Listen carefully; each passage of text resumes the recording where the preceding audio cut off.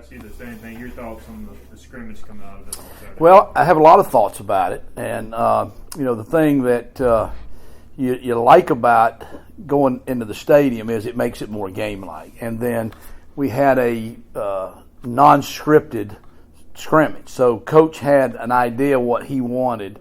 I know what he wanted now, but we didn't know going in, so we had to prepare just like a game.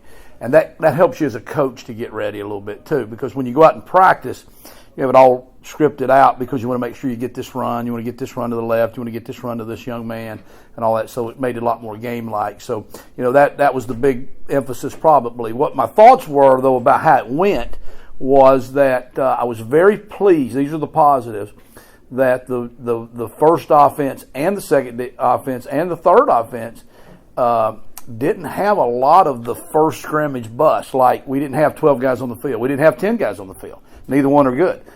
We didn't have anybody wrong substitution in the game, okay? We didn't have really a lot of penalties. The first group really only had one penalty. A guy jumped off sides, which for the first scrimmage, that's almost unheard of. You know what I'm saying, really? So those things are pleasing. The first offense did not have a turnover. They did not have a turnover. We did put the ball on the ground 2 times, okay, that we were able to get it back. So, those were some of the good things about it. We did have some big plays. We didn't have enough big plays, I didn't think, by the one offense. Now, you're going against your own defense, so that, it's a tough little deal right there. The thing that did kind of stand out a little bit, though, was I didn't think that the second and the thirds were very good. And you have to be careful of that as the coach. You're sitting there in the press box, and you kind of get frustrated, because you got 3 different groups going. The third group's probably your scout team, okay? Those guys that are redshirting or whatever. So you've got to bring them on. You want them to do good, so you're getting frustrated at them. They're probably not going to play in the game for a while. The second group really does need to be ready. We did have Sean Bailey out up front, and then we had that little dude. Little dude makes all this one play. I can't think of his name, whatever his name is. He wasn't in there, and that really makes a big difference. You'd like to have him, but wow, what great practice! Because how about if he's not in the game? Or how about if the team just takes him out and double teams him like Central Florida did last year? It forces you to say, man, we better have a plan for what happens if we don't have what was his name, Tom? You're the little dude there. Sneed. Yeah, there you go, Tyler Sneed. So and then just to wrap it up, because I know I get long-winded here, I didn't think we had maybe the excitement on the offensive side of the ball that I would like to have seen us have. And, it's the first time Coach is in the press box, so I don't know. I don't think I had anything to do with it, that I wasn't down there. But I just saw, even we scored on the second drive, the offense did, with a really nice throw by Holton to Cam. And, we had an end zone view. You could see the sideline.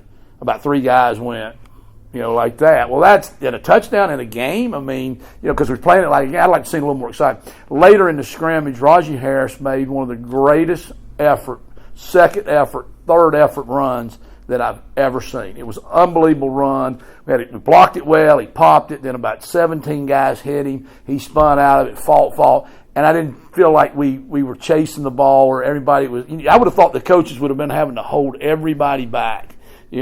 So I didn't think we were at that mentality. That's one thing we talked to the offense about this week, about let's play every down, every situation like it is that Super Bowl. So that's my thoughts.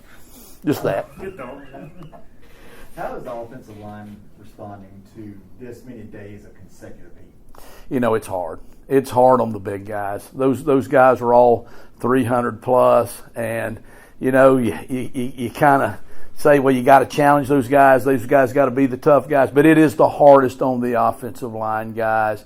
And so Sean Bailey's been out. Now you're one down. Somebody has to move up. Somebody has to get double reps. Trent Holler was out, the second center. That had a lot to do probably with the twos not maybe doing as well as I'd like for them to do. So it's been a challenge because they told me, and I was up in the press box, I did not think it was very hot. I thought it was about 72 up there, I guess. And I really did tell the person, can you turn that down to about 68? And I had a Gatorade, and I had a great view, and I didn't understand it. When I went down there after the scrimmage, I was like, damn, it's hot down here, ain't it, guys? And they were all like, yeah, Coach. Even the backup quarterbacks that didn't play much were sweating like crazy.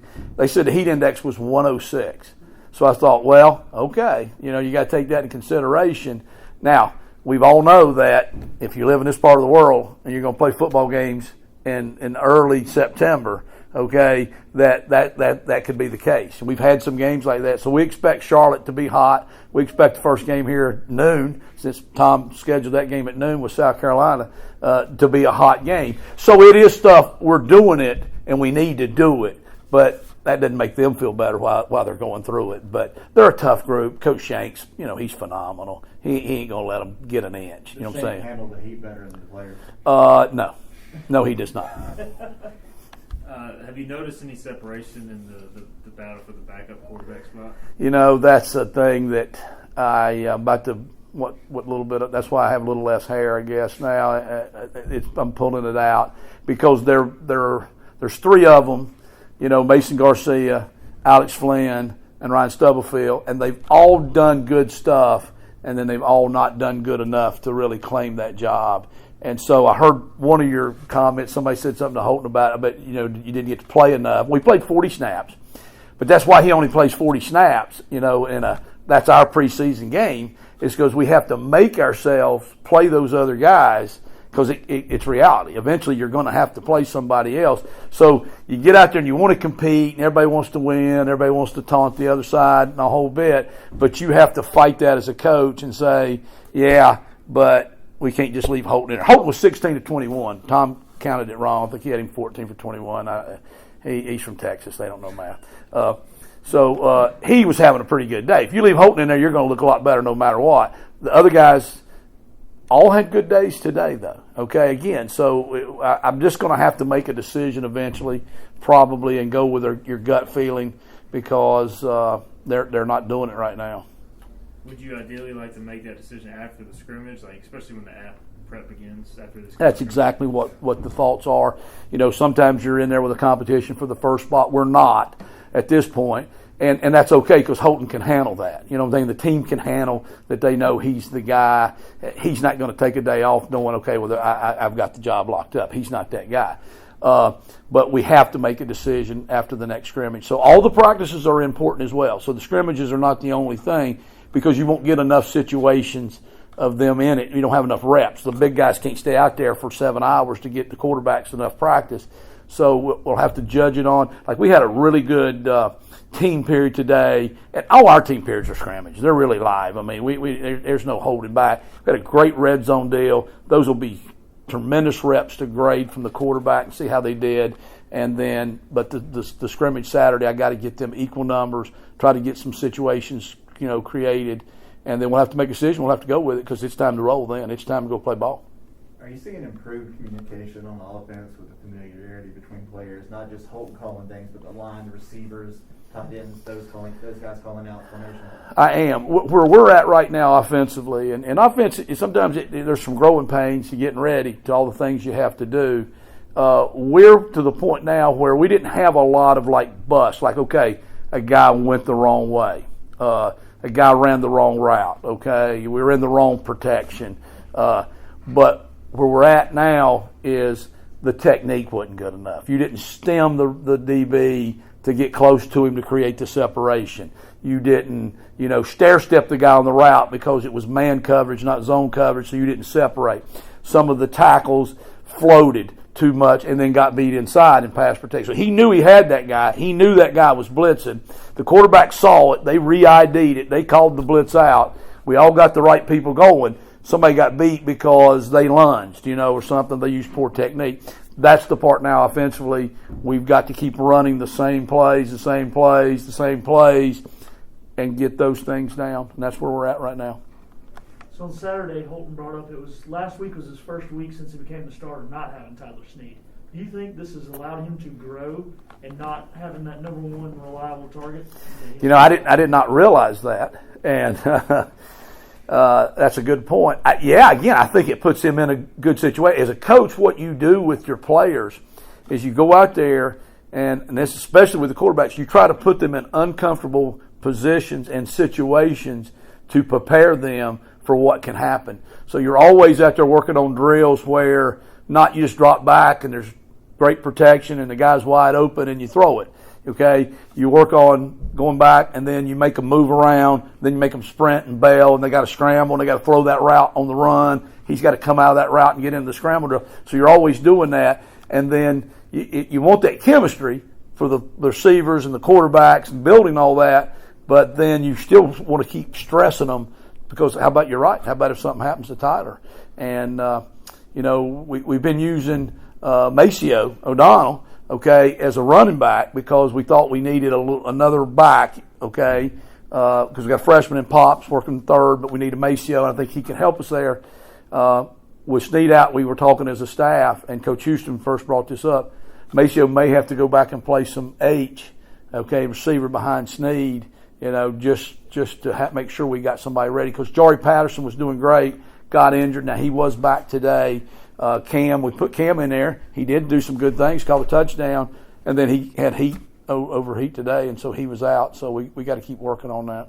Did any other wide receivers stand out? You mentioned Cam had a big play on Saturday. C.J. Johnson did. C.J. Johnson's had a great camp.